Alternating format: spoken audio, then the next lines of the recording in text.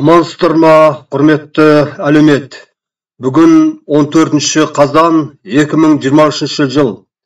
Алдарыңызда Сихаев Айдархан Әшімханұлы, Тараз қаласынан. Құрметті әлеумет, біз бір тудың мағынасы әруақтық талап деген бағытта ғылыми танымдық әңгімемізді жүргізіп келеміз. Мақсаттық әрекетімізде кемел адам жасау, әруақты адам қалыптастыру. Бұл ата-бабаларымыздың аңсаған арманы, ұрпағына деген аманаты. Біз соны жеткізушілерміз. Құрметті әлеумет, аққа Құдай жақ деп біз біршама уақыт осы қазақ атамның тұжырымдық сөзін түсіндірумен келеміз. Бүгінгі әңгімеміз кішкене үндеу жағдайына кеп қалатын сияқты. Өйткені қоғамдағы болып жатқан жайттар бізге белгілі. Соған қарасты қылып осылай айтып қоюды жөн деп ойлап отырмыз. Біз қазақтар аққа Құдай жақ деген білсек те, сол қазақтың өзінің ұғымына өзі терең бойлай алмай отырғанын несі деген ой әрдамды ойланту керек. Қайталаймыз. Қазақ атамыздың айтып кеткен тұжырымды аққа Құдай жақ деген сөзі әлемде баршылық адамға тән рухани құбылыстың алтын мөлбір бастауын ашып, діңгегі болып тұр. Бұндай рухани құбылыс бастауын білмей, саналы адамда өмірдің мәні болмайды деп отырмыз. Сондықтан бүгінде жеке адамға, тұлғаға жала жабу, қорлау, оның құқығын таптау, тағы басқа жайттар жай ғана әшейін нәрсе, түкіріп тастар, шопақ құрылда болмай отыр. Бұл жерде жай адам тұрмақ, дана қазақ атамыз айтқан, ең іргелі, ең жоғарғы, ең басты, рухани мұраттық нұсқаның өзіне, яғни жаратушы Құдайдың өзіне, өлім деген, содан, тек содан, Құдайдан деп нұсқап қасиетсіздер тарапынан қайта-қайта қайталанып, өте-өте ауыр, өте-өте үлкен, жаман жала жабылып жатқанын күнде көріп, естіп отырмыз. Ол араби исламның Аллахына болса бір сәрі жарайды дерсің. Мұнда қазақ атамыздың айтып отырған Құдайына тіл тигізіп, қорлап отыр. Бұл дегенің пенделер тарапынан өмірге, жақсылыққа деген сыйымсыз, сыйсыздық, алғыссыздық, қасиетсіздіктің қасиетсіздігі, теңеуі жоқ, құбыжық әрекет, масқара нәрсе. Адамды ең жоғарғы, ең басты, ең іргелі рухани мұраттық нұсқасынан, қазақ атамызша айтқанда жаратушы Құдайынан осылайша айыру деген, саналы адам өмірінің барлық мәнін жою, жоқ ету деген сөз. Малмен, хайуанмен тең ету деген сөз. Бұл жаратушы Құдайға деген ауыр жала бүгінде саналы адамға мұрша бермей, бүкіл жер бетіндегі адамзат қоғамын жайлап, жайпап, рухани тоқыратып тұр. Ал біздер, қазақ атамыздың балалары, сол атамыз айтқан жаратушы Құдайдың сондай ақ, пәк, өте таза екенін біліп, аққа Құдайдың жақ екенін де күнде естіп, бәрін біліп отырсақ та, жан-жағымызға жалтақтап, үндей алмай отырмыз. Тіпті үй ішіндегі бала-шағамызға да солай, араби ислам жала жауып, өтірік айтып жатыр деп айта алмай отырмыз.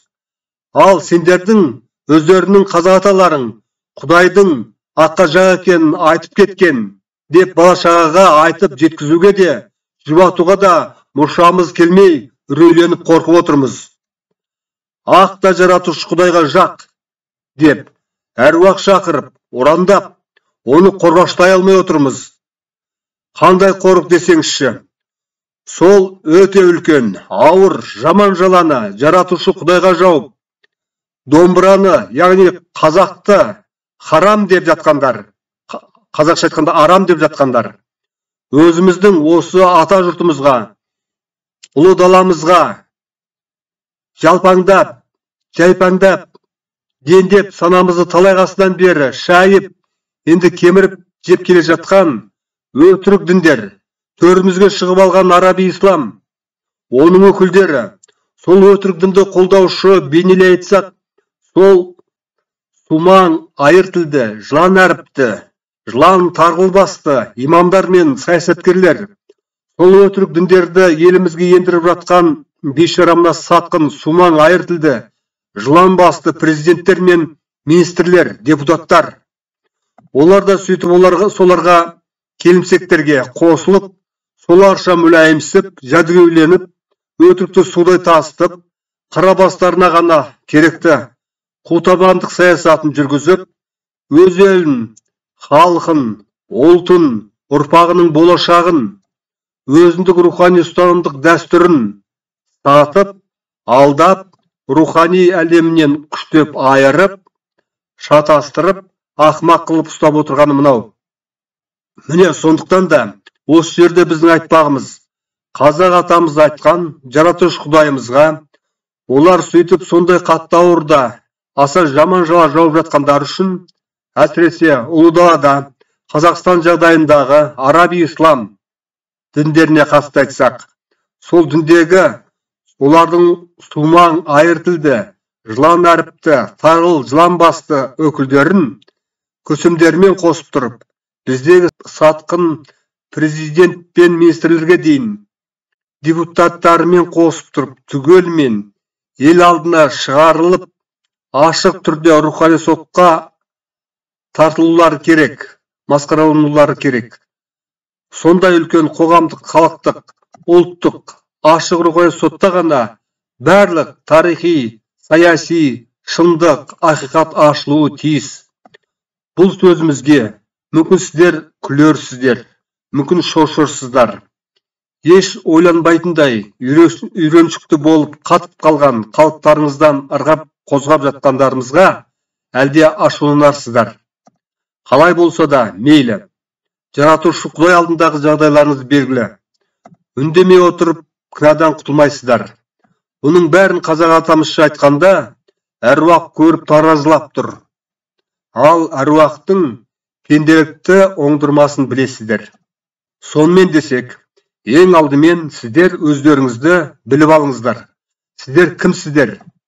Тектеріңіз кім? Кімге жақсыздар?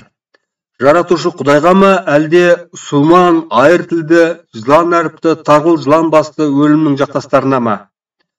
Қазақ атамызға ма, әлде өзге бөтен бір дін өкілдеріне ме? Шешім қабылдаңыздар. Негізі бұл сөзіміз біздің әшейін, жай айтыла салған бекер нәрсеміз емес. Шын мәнінде жер бетіндегі 5,5 миллиардтан астам адамзат баласын рухани құлдықта ұстап, санасын дәуірлер, ғасырлар бойы улап, ауыртып, бастарын қатырып жатқан осы өте қутабандық саясаттарын жүйелі түрде жүргізушілерге тиісті. Олардың сумаң айыр тілді, жылан басты жәдігөй идеолог өкілдеріне тиісті. Аса қажетті, елдік, халықтық, ұлттық тұрғыда нақты, бір жақты рухани шешім жасайтын уақыт жетті. Сол араби ислам дініндегі қутабан жәдігөйлердің кінәларын ашық жария етіп, оларға бір жақты халықтық рухани жаза қолданатын шақ келді. Дәуірлер бойы ел жұртты алдап, бастарын қатырып, айналдырып келген өтіріктері мен қутабан әрекеттері үшін оларға үлкен рухани айып тағып, масқаралап, сол айыптық күнәларының төлем ақысын төлететін уақыт келді. Солайша елдің саналық рухани бастауын барынша бүлдіріп, лайлап, барынша айла-шарғылары мен құтабандықтарын асырып, шатастырып жатқандардан бүгінде солай айыптық күнәларын мойындарына артып, масқаралап арылу керек деп отырмыз. Адамдардың адами рухани ойын, саналық ұғымындағы ұстанымның бағыт-бағдарын түзету керек деп отырмыз. Жалпы адамзаттық мәні бар еліміздегі қазақтық жүйелі мәдени рухани реформасының басын өз елімізде сондай үлкен саяси мәндегі ауқымда зер салу арқылы қарап бастауымыз керек деп отырмыз. Сол үшін де елімізде тездетіп, жүйелі түрде үлкен ауқымды рухани саяси реформа жасауымыз керек деп отырмыз. Мұнда ең іргелі, ең жоғарғы, ең басты рухани мұраттық нұсқамызды, жаратушы Құдайымызды қорғайтын жүйелі рухани ауқымды үлкен мәдени реформасыз басқа жеке-жеке саяси, экономикалық, мәдени, әлеуметтік саладағы бөлек-бөлек реформалар жүзеге асырылмайды. Онымыз бекерден бекер құр уақытты босқа өткізу болып саналады. Ол құтабандарды одан да бетер құтырту ғана болып табылады. Біз айтып отырғандай үлкен жүйелі ауқымдағы рухани реформасыз біз мына еліміздегі, қоғамымыздағы саяси, әлеуметтік, экономикалық, діни, мәдени саланы иемденіп алған аса сұрқия, қутабан, сумаң, айыр тілді, тарғыл жылан басты, жәдігөй саяси алаяқтардан құтыла алмаймыз деп отырмыз. Өйтпесек, ол құтабандар күресіңізді әлі көрсете береді. Әлі жаныңызды қалауынша шырқыратып, шырылдатып, шиқылдатып шығаратын жағдайды туғыза береді деп отырмыз. Сонда бәрі кеш болады. Осындайдан біздің бүгінгі өміріміз еш кетті. Талай ұрпақтың өмірі еш кетіп жатыр. Және еш кете береді. Сіздер осылай сумаң, айыр тілді, жыланбастардың ісінің жалғаса бергенін қалайсыздар ма? Ойланыңыздар, шешім қабылдаңыздар. Ой-өрелеріңізді жоғалтпасаңыздар, шынайы рухани әрекетке көшіңіздер. Қайталайық.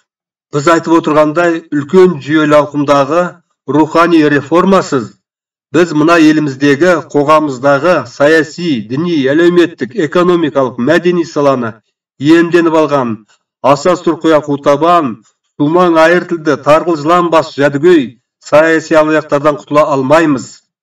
Сондықтан Қазақстанда жедел түрде үлкен рухани реформа жасауымыз керек. Бұл реформа зайырлығымызды жойушы, ұлы дала өркениетін, мәдениетін, руханилығын жойушы, қазақ ұлтын жойушы, сатқындарды, яғни дерлік дін насихаттаушы араби ислам өкілдерін, солардың қолдаушы депутаттар, өкімет басшыларын, министрлер, президенттерді түгелмен рухани сотқа тартып, олардың елге тигізген зияндықтары үшін, жасаған қылмыстары үшін масқаралап, қызметтерінен босатып, айып ақы төлемін төлету керек. Соны біліңіздер. Құрметті әлеумет, шындық періштеміз, рухани періштеміз, өнер періштеміз, ғылым періштеміз. Біздерге сіздерге осылай айтып жеткіз деп отыр. Біз соны жеткізіп отырмыз. Көріскенше аман сау болып тұрыңыздар.